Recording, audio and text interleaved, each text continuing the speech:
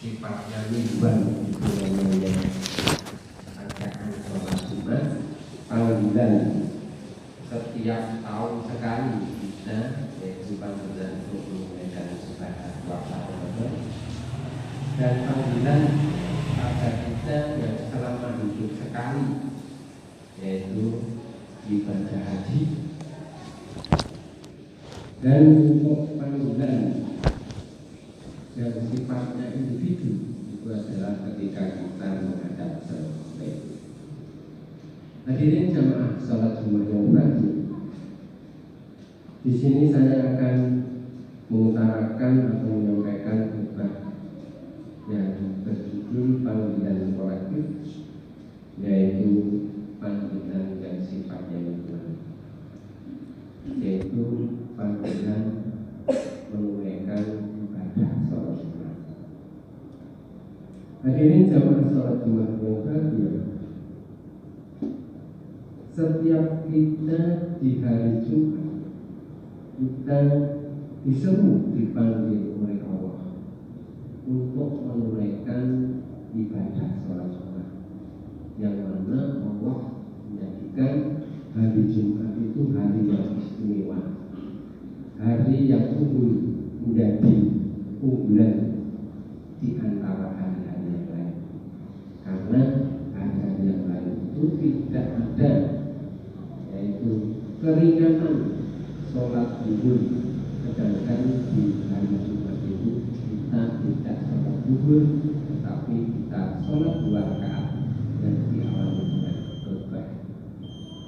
Hadirin jamaah sholat Jumat yang terakhir, hal itu sesuai dengan ayat Al-Jumu'ah ayat 9. Allah berfirman, A'udzu billahi minasyaitonir rajim. Bismillahirrahmanirrahim.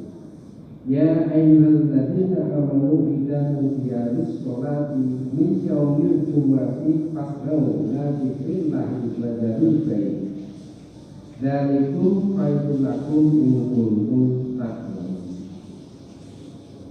Hai orang-orang yang beriman, apabila disuruh untuk sholat Jumat pada hari Jumat, maka bersegeralah kamu pada mengingat Allah dan tinggalkanlah jual beli. Yang demikian itu lebih baik bagimu jika kamu tahu. Hadirin jamaah sholat Jumat yang terakhir, berarti di sini kita sebagai orang yang beriman, kita disuruh, kita dipanggil, kita diperintah untuk sholat Jumat. Yang sholat Jumat ini bahkan diwajibkan kita sebagai orang Islam laki-laki.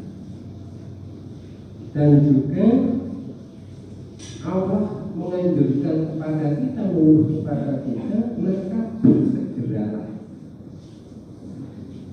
Di situ kata kuncinya bersegeralah.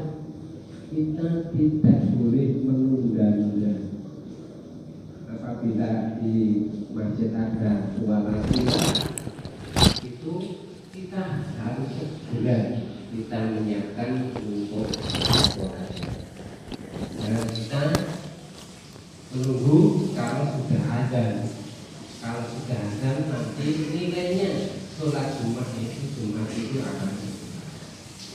Jadi di sini kita disuruh untuk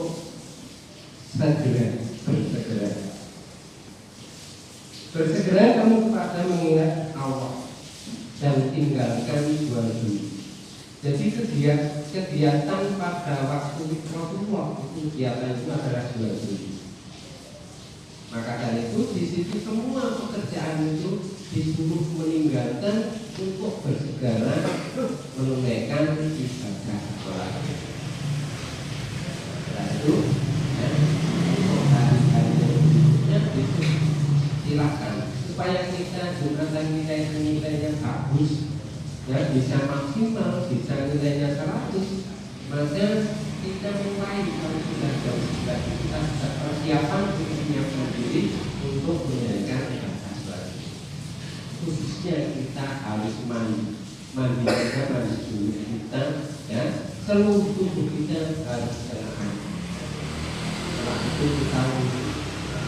baru kita pergi ke masjid. Hadirin jamaah sholat Jumat yang bahagia, dalam sabda Rasulullah untuk keutamaan sholat Jumat disampaikan dalam hadis riwayat Muslim,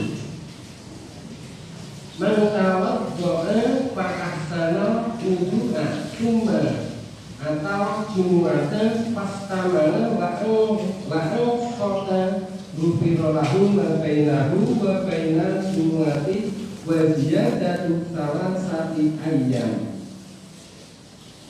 Itu sabda beliau Rasulullah dalam hadis riwayat Muslim.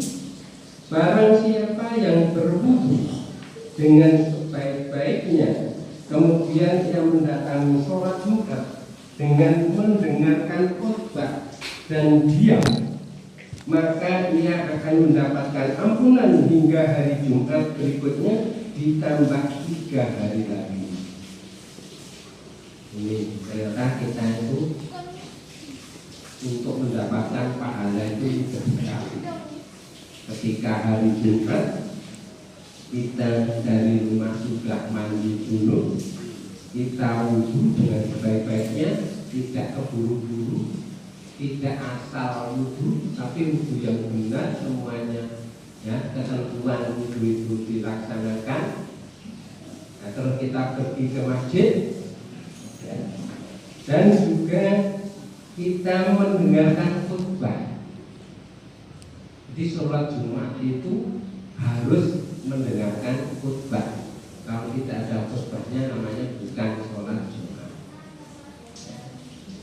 Dan diam mendengarkan sholat Jumat pun kita sudah mendengarkan, kita disuruh diam, tidak boleh berkata satu kata pun. Maka dari Rasulullah tersebut, maka ia akan mendapatkan ampunan. Kita akan mendapatkan ampunan hingga hari Jumat berikutnya, ditambah 3 hari lagi. Jadi ke belakangnya 1 minggu sampai kita hari Jumat, sampai ditambah 3 hari, insya Allah kita akan mendapatkan ampunan. Jika kita memenuhi syarat untuk melaksanakan sholat Jumat yang hadirin jamaah sholat Jumat yang bahagia.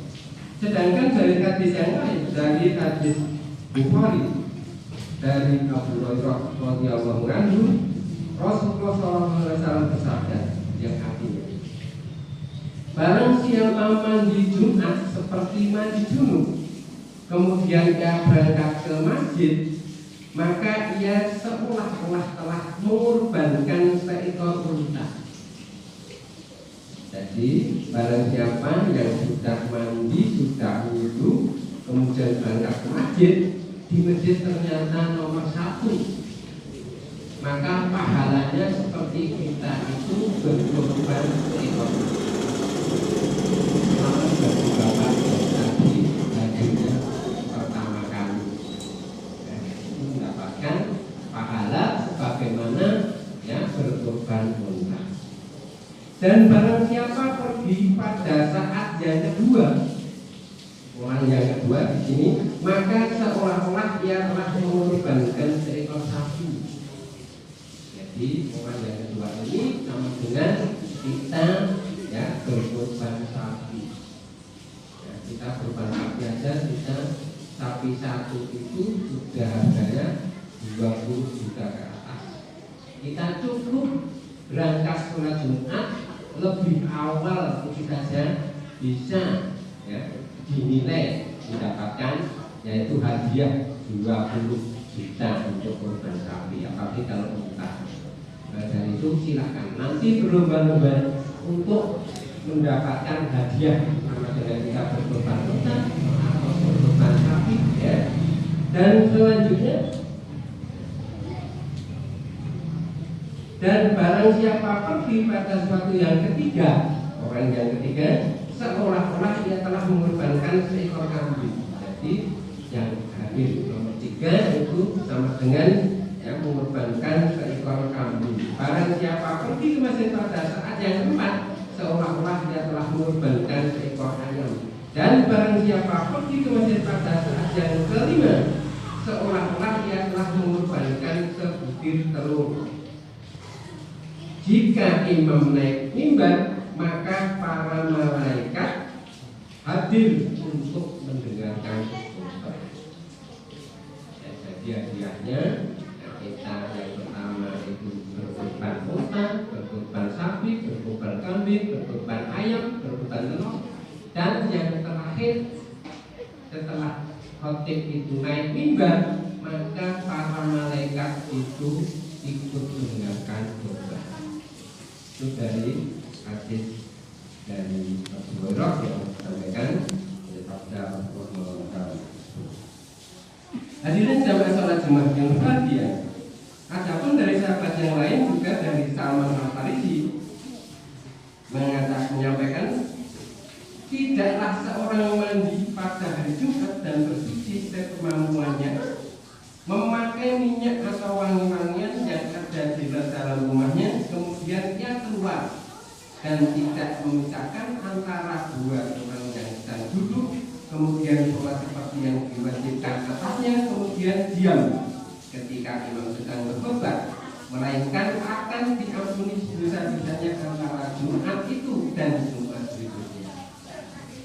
Jadi kalau ada seseorang dari rumahnya bisa mandi, sudah wudhu, bersuci, dan pakai minyak wangi ya, dari rumah kalau laki-laki ya, tapi kalau perempuan tidak boleh ya, pakai wangian yang ada di rumahnya, kemudian ke masjid keluar, maksudnya keluar menuju masjid dan tidak memisahkan antara dua orang yang sedang duduk, berarti di sini pasti orang tersebut datangnya awal.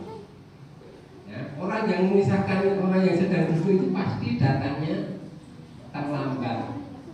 Ya, maka dari itu bagi yang hadir yang itu lebih awal, pada hendaklah harus menduduki stop yang terdepan supaya nanti tidak dipisahkan oleh yang hadir yang belakangan.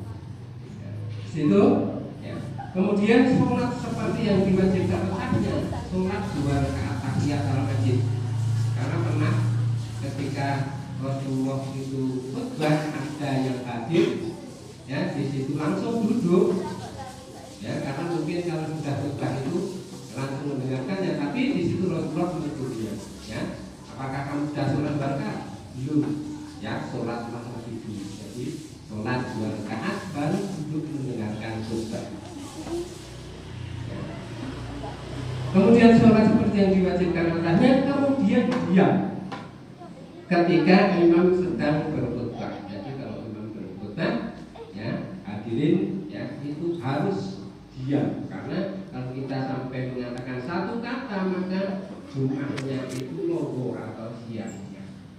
Maka itu ini hati-hati ya, harus disenanti. Di Jumatan tidak boleh berbicara apa-apa, melainkan ya di situ akan mendapatkan akan diampuni dosa-dosanya antara Jumat itu dan Jumat berikutnya.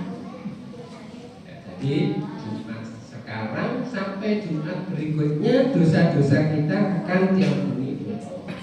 Jadi itulah istimewa dari namanya hari Jumat, kita melaksanakan hari Jumat. Oleh karena itu ya mari untuk kedepannya ya jangan sampai kita itu ya sholat Jumat itu menunggu azan dulu, ya. Tapi kita sudah dari awal kita berlomba-lomba mencari hadiah, ya. Seperti kita sama dalam berkorban unta, sapi dan sebagainya. Bagaimana nanti kalau datangnya baru, ya itu ya nanti sama-sama keduanya itu berkorban unta.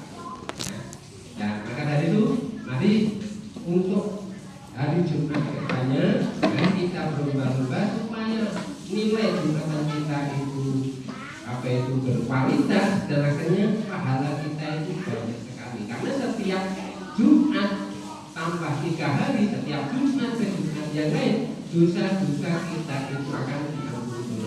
Apalagi kalau kita itu bisa datang ya di awal, maka kita akan mendapatkan nilai pahala kita itu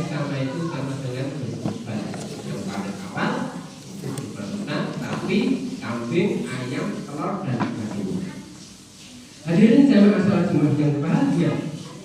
Selanjutnya setelah kita Jumat, tentunya juga kita harus membubarkan diri. Tidak harus berdoa sampai kita itu di masjid itu berlama-lama, ya. Karena Allah juga memerintahkan kepada kita juga harus mencari rezeki untuk kepentingan dunia, tidak hanya di akhirat saja. Maka dari itu kita dalam Islam, ya, kita mencari bahagia itu bahagia di dunia maupun bahagia di akhirat. Maka dari itu setelah Jumat kita diperintahkan, ya, wa idza qudiyati sholatu fantasiru fil ardi wabtagu min fadlillahi wadhkurullaha katsiran la'allakum tuflihun. Apabila telah ditunaikan sembahyang sholat Jumat, maka bertebaranlah kamu di muka bumi dan carilah karunia Allah dan ingatlah Allah banyak-banyak supaya kamu beruntung. Jadi Allah tidak menunggu Jumatan sampai sore, tidak. Hanya kita setelah Jumatan kita juga dianjurkan untuk bertebaran di muka bumi untuk mencari rezeki Allah. Insya Allah kalau kita sudah demikian, kita dari tadi kita akan tergolong ke dalam golongan orang-orang yang beruntung. Insya Allah beruntung di dunia dan akhirat. Amin amin ya rabbal alamin. Barakallahu li wa lakum fil Qur'anil azim wa nafa'ani wa iyyakum bima fihi minal ayati wa dzikril hakim wa taqabbal minni wa minkum tilawatahu innahu was-sami'ul alim wa rabbik fil warham wa anta khairur rahimin.